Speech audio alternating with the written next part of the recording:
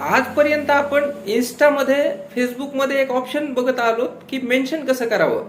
आता मेन्शन केल्याच्या नंतर काय होतं तर त्या व्यक्तीपर्यंत तो आपला मेसेज पोहोचतो, निरोप व्यवस्थितपणे पोहोचतो. तर अगदी अशाच पद्धतीने आता व्हॉट्सअप स्टेटसमध्ये सुद्धा एक नवीन ऑप्शन आला आहे की समोरच्या व्यक्तीला त्यात मेन्शन कसं करावं.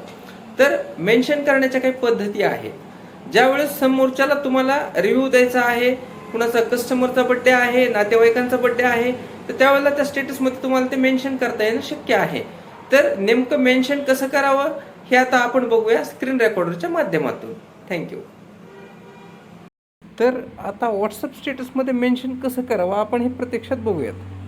तर इथं आता मी आलो आहे स्टेटसवरती. स्टेटसमध्ये ज्या वेळेला तुम्हाला आता समजा एखादी इमेज हे करायची आहे, अपलोड करायची, तर ती इमेज घ्या आणि इथे @मध्ये मेन्शन करा. आता मेन्शन करायला माझ्याकडे जास्त नंबर्स असल्यामुळं नंबर येणं थोडंसं अवघड होईल. त्यामुळं आपण काय करू, इथं तुम्ही सर्च करा आणि ज्यांना मेन्शन करायचे त्यांचं नाव सर्च करा आणि स्टेटसच्या बटनवरती क्लिक करून स्टेटस सेंड करा.